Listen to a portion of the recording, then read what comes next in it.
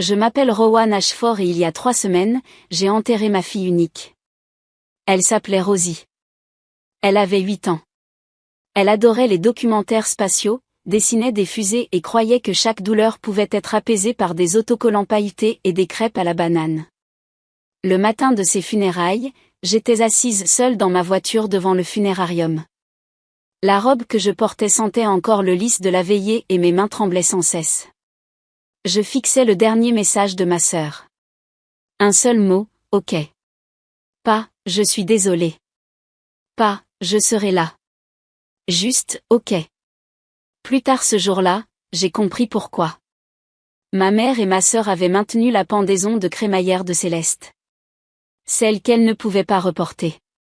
Celle qui était apparemment prévue depuis des semaines.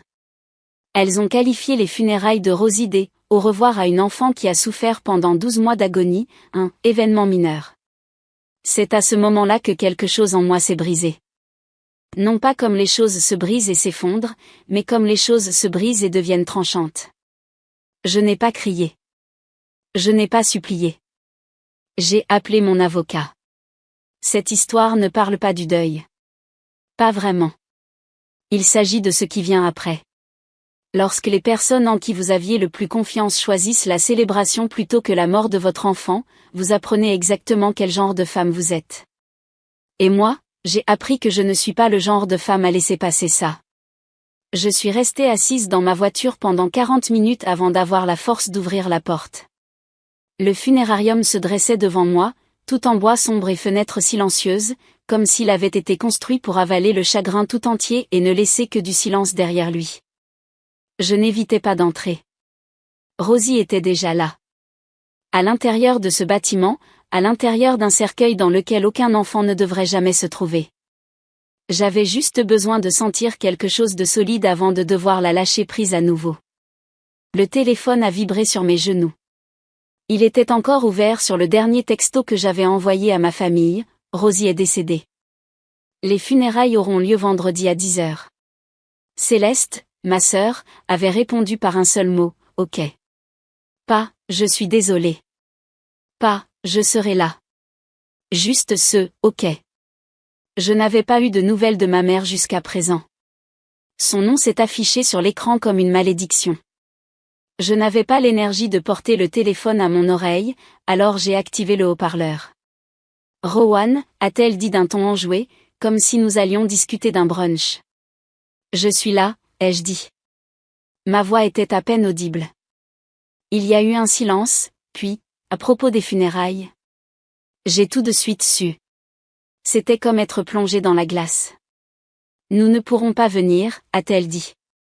Nous avons promis à Céleste de l'aider pour sa pendaison de crémaillère. C'est prévu depuis des semaines. Je regardais par le pare-brise à travers un voile de larmes que je ne réalisais même pas être revenu. Sa pendaison de crémaillère, ai-je répété. C'est sa première maison, a poursuivi maman. Tu sais combien c'est important pour elle. Plus important que les funérailles de Rosie.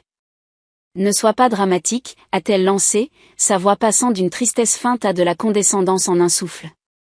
Tu as eu le temps de te préparer. Rosie est malade depuis 1 an. Ce n'est pas comme si c'était une surprise. Je ne lui ai pas répondu. J'ai raccroché, puis j'ai appelé Céleste. Elle a décroché après 2 sonneries, l'air agacé. Qu'est-ce qu'il y a? Tu organises une fête le jour des funérailles de ma fille.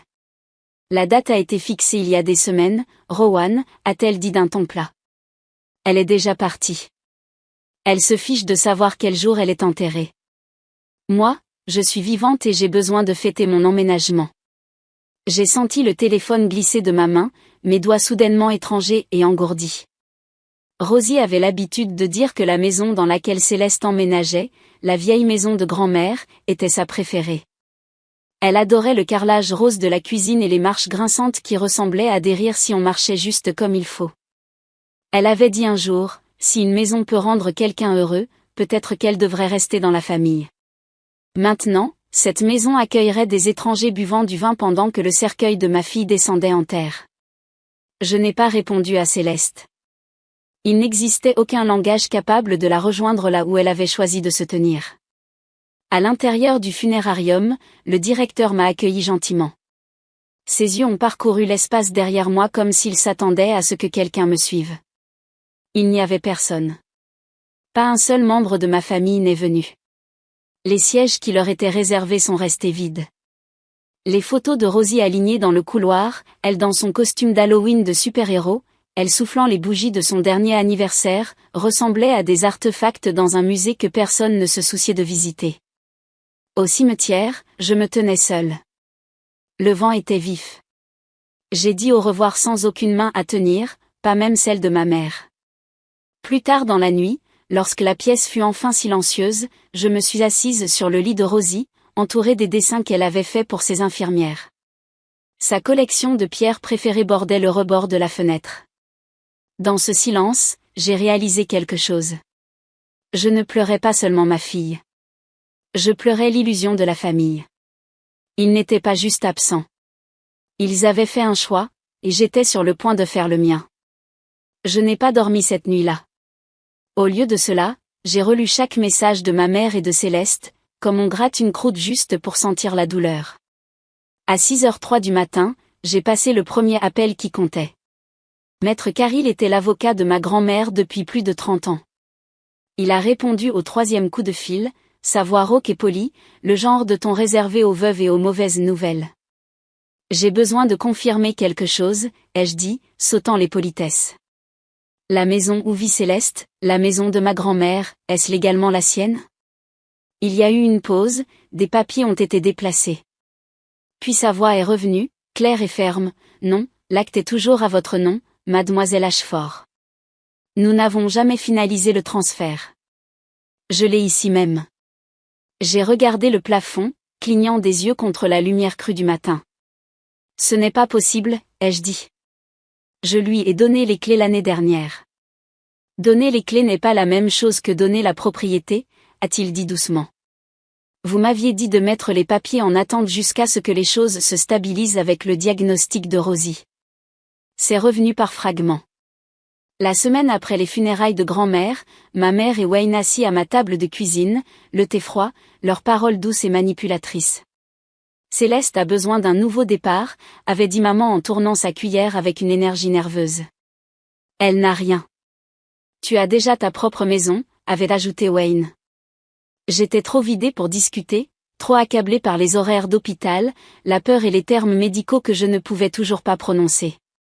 D'accord, avais-je dit. Elle peut l'avoir.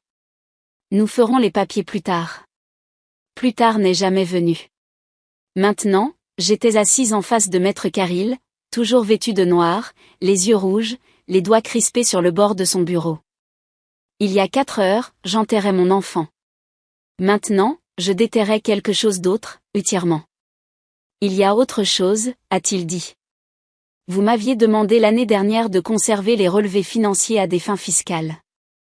Je les ai sortis. Il a glissé un dossier vers moi.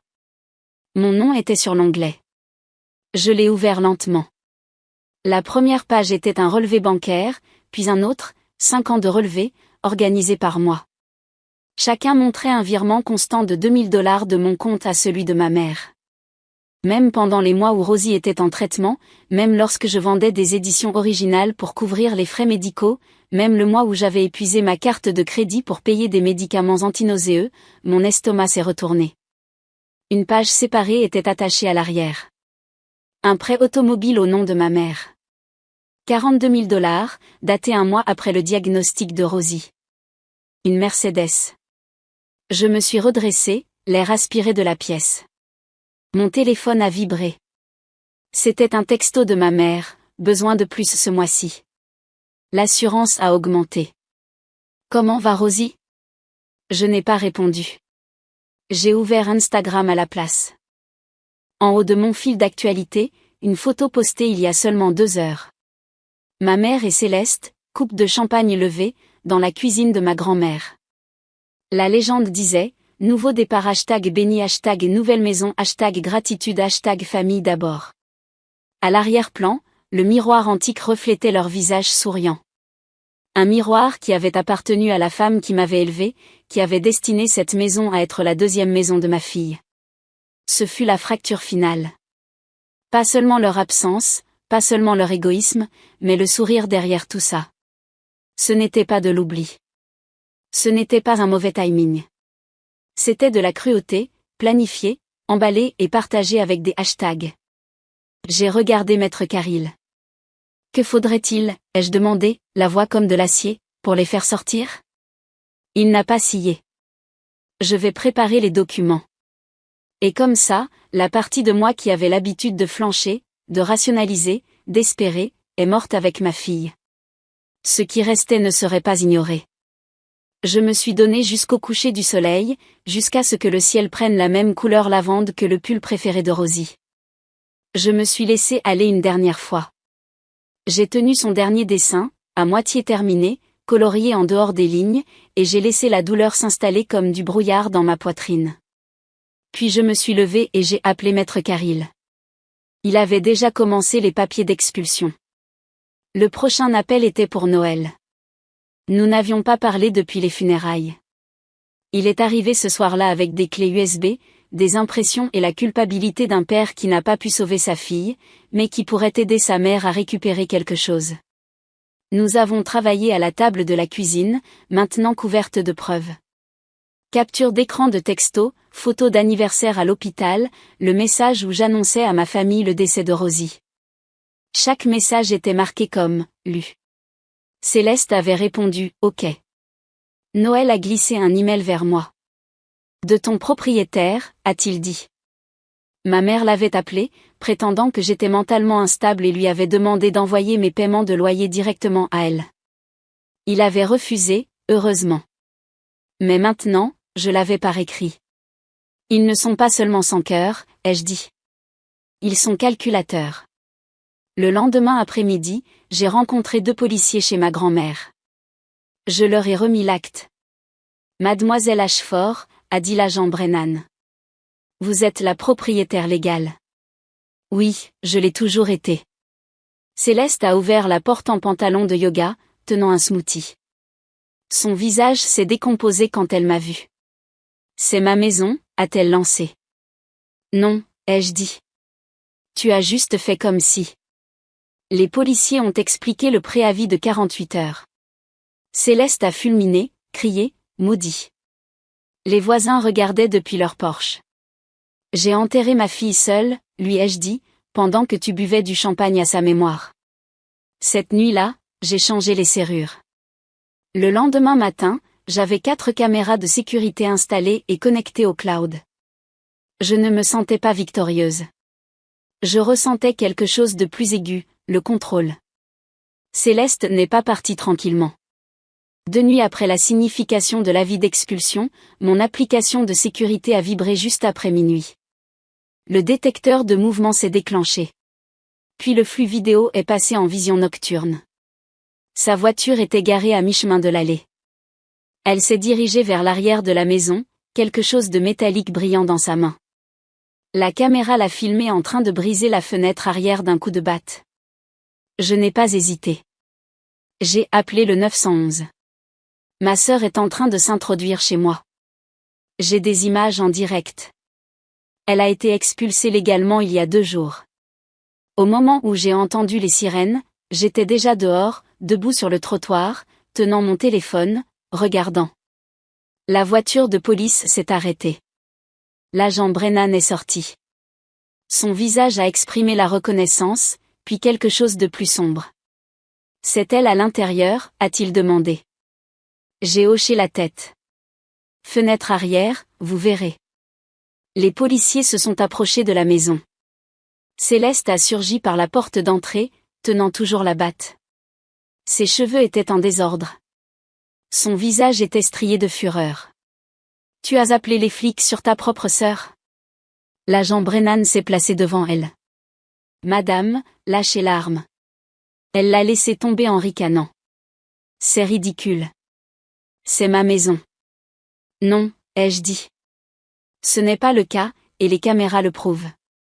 Ses yeux se sont portés vers l'objectif rouge clignotant installé sous l'avant-toit. Je veux porter plainte, ai-je dit au policier. Introduction par effraction, vandalisme. Elle devra remplir une déclaration, a dit Brennan pendant que son partenaire lisait ses droits à Céleste. Ma sœur s'est débattue une fois, mais ils n'ont pas bronché. Les voisins regardaient en silence depuis les entrées et les porches. Personne n'a parlé. Le lendemain matin, ma mère est arrivée sur mon porche. Les yeux rouges, un sac à main serré contre sa poitrine comme une armure. Je ne l'ai pas invitée à entrer. Rowan, ça va trop loin. Nous sommes une famille. Non, ai-je dit. Vous avez fait un choix. Vous avez abandonné Rosie. Elle ne voudrait pas cette division. Ne prononce pas son nom, ai-je dit, la glace coulant dans chaque mot. Son masque de chagrin a glissé. Sa voix est devenue dure. Tu as toujours été difficile. Si sensible. Megan pourrait perdre son travail à cause de ça. Elle aurait dû y penser avant de briser une fenêtre. Cet après-midi-là, une vidéo fortement modifiée est apparue sur Facebook. Céleste assemblait des morceaux de vidéosurveillance pour se faire passer pour la victime. Mais la vérité avait sa propre voix. L'institutrice de Rosie a commenté en premier, « J'étais aux funérailles. J'ai vu le premier rang vide. » Son infirmière en soins palliatifs est intervenue, « Je suis restée assise avec Rowan pendant les dernières heures de Rosie, seule. » Des photos des funérailles ont fait surface. Des dizaines de participants. Une rangée de sièges familiaux vides à l'avant. Et puis le département de santé du comté a fait une déclaration, « Mademoiselle Ashford a été mise en congé en attendant l'enquête. » Mon téléphone a sonné à nouveau. Ma mère. L'église pose des questions, a-t-elle dit, presque paniquée. La sœur de ton père a vu la vidéo. Ça pourrait détruire notre nom. Il ne s'agit pas de votre réputation, ai-je dit. Il s'agit de ce que vous avez fait. Elle a essayé de me blâmer. M'a traité de cruelle. A dit que je regretterais de les avoir coupés, mais pour une fois, je n'ai pas bronché. Mon avocat a confirmé, des lettres de mise en demeure ont été envoyées. Il leur est légalement interdit de publier des messages à votre sujet. Bien, ai-je répondu. Déposez les ordonnances restrictives ensuite. Et la maison? Je la donne, ai-je dit. À la Fondation du cancer des enfants. Un battement de silence, puis, compris. Cette nuit-là, j'ai parcouru le salon de ma grand-mère, maintenant vide. Pour la première fois, j'avais l'impression qu'il était à moi. J'ai attrapé un morceau de papier plié derrière une rangée de livres. Le dessin de Rosie. Un bonhomme allumette avec des boucles en désordre et une cape rouge. Ma maman est une super-héroïne, pouvait-on lire dans son écriture. Cette fois, les larmes sont venues, non pas du chagrin, mais de quelque chose de plus pur, quelque chose comme la liberté. Le lendemain du jour où j'ai fait don de la maison, j'ai reçu une avalanche de messages. Certains provenaient de parents éloignés, ceux qui avaient autrefois partagé la vidéo de Céleste sans se poser de questions. Maintenant, ils offraient des excuses hésitantes, des explications maladroites. D'autres ne se sont pas donné la peine de s'excuser. Ils ont juste dit « Je suis désolé » et en sont restés là. Je n'ai répondu à aucun d'entre eux. Noël est passé plus tard dans la soirée. Il n'a pas apporté de fleurs ni de plats cuisinés, juste une enveloppe Kraft et 2 cafés. C'est tout, a-t-il dit en glissant le dossier sur mon comptoir. À l'intérieur se trouvaient des captures d'écran, des relevés bancaires, des chaînes de mai, toutes les preuves que nous avions rassemblées, la piste écrite montrant comment ma mère et ma sœur m'avaient soutiré de l'argent pendant que j'essayais de sauver la vie de ma fille. Autre chose, ai-je demandé. Il a hoché la tête. Une dernière chose. La fondation a récolté plus de 12 000 $ au nom de Rosie. Les gens continuent de faire des dons. J'ai serré l'enveloppe contre ma poitrine. Pour une fois, ce n'était pas le chagrin qui m'étranglait. C'était quelque chose de plus doux, quelque chose comme de la fierté. Plus tard ce soir-là, alors que je rangeais la boîte à dessin de Rosie, mon téléphone a vibré à nouveau. Une autre lettre recommandée, celle-ci de l'avocat de Megan. Je l'ai ouverte à l'évier pendant que le robinet coulait. C'était un cessez-le-feu déguisé en menace, une offre de régler les choses en privé et d'éviter de nouveaux dommages à la réputation de la famille. Je n'ai pas ri. Je n'ai pas pleuré. J'ai juste placé la lettre dans la déchiqueteuse et je suis retourné laver les pinceaux. Cette semaine-là, j'ai enlevé les dernières cartes de condoléances. Non pas parce que je passais à autre chose, je déteste cette expression, mais parce que j'en avais fini d'être figé. La tombe de Rosie était encore fraîche, l'herbe n'avait pas encore poussé. Je me suis agenouillée près de sa pierre tombale, passant mes doigts sur les lettres gravées. Je t'ai toujours appris à être gentille, ai-je murmuré. Mais j'aurais dû t'apprendre à tenir bon aussi. J'apprends, je te le promets. En rentrant chez moi, une petite boîte m'attendait près de ma porte d'entrée. À l'intérieur, une seule marguerite et un mot écrit d'une main maladroite, j'ai entendu ce que ta famille a fait. Tu n'es pas seul. Il n'était pas signé. Ce n'était pas nécessaire.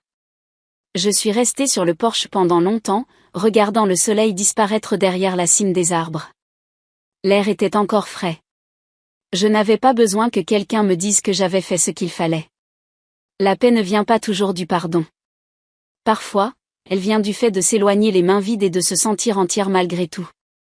La peinture jaune beurre dans mon nouveau couloir captait la lumière du matin. Les dessins de Rosie tapissaient les murs. Fusées, capes, planètes, fleurs, tous encadrés de simples bordures en bois. Je touchais chacun d'eux en passant. Un rituel silencieux dont personne ne me questionnait. Cela ne me dérangeait pas. Le deuil m'avait appris à chérir ce que personne d'autre ne remarquait. Ce n'était pas une reconstruction. C'était un nouveau départ, avec des règles différentes, des murs différents, et personne d'autre à satisfaire que moi-même. Le mardi soir, j'animais un groupe de soutien au centre communautaire. 6 parents. Nous avions tous enterré un enfant. Nous n'échangions pas de platitudes ni de calendrier pour passer à autre chose. Nous parlions de la culpabilité, du silence, de la façon dont le temps s'était courbé autour de notre douleur. Et d'une manière ou d'une autre, dans cette honnêteté, nous nous reconstruisions, fil par fil tremblant. Noël est venu une fois. Il s'est assis au fond et n'a pas dit un mot, il a juste écouté. Plus tard, il m'a dit que c'était la première fois qu'il se sentait compris depuis les funérailles. C'était suffisant. Un après-midi, la coordinatrice de l'hôpital a appelé. Les familles n'arrêtent pas de demander quand vous reviendrez, a-t-elle dit. Elles veulent plus de journées artistiques. Envisageriez-vous d'étendre le programme aux cliniques satellites? J'ai dit oui, sans hésitation, sans peur. Le lendemain matin, je suis allée sur la tombe de Rosie. L'herbe avait commencé à pousser, douce et brillante. Je me suis agenouillée et j'ai déposé un bouquet de marguerites à côté de sa pierre. Tu m'as rendue plus forte que je ne le pensais, ai-je murmuré. Et je te promets que j'utilise chaque once de cette force. En rentrant chez moi, une petite enveloppe m'attendait sous ma porte. À l'intérieur, un dessin de Lily, la petite fille d'Ax en grave côté. Un grand cœur rouge et des bonhommes allumettes se tenant la main sous un arbre. Le mot disait, tes fleurs m'ont fait sourire. J'aime ta maison. Je l'ai collé sur le réfrigérateur. Ce soir-là, je me suis assise sur le porche, une tasse de thé à la main, regardant les étoiles s'allumer au-dessus de moi. Pour la première fois depuis un an, je ne me sentais pas hantée par ce que j'avais perdu. Je me sentais enracinée par ce que j'avais reconquis. La paix n'arrive pas toujours comme un lever de soleil. Parfois, elle s'installe tranquillement, ferme, sans s'excuser. Je ne les avais pas seulement survécues. Je les avais éclipsées.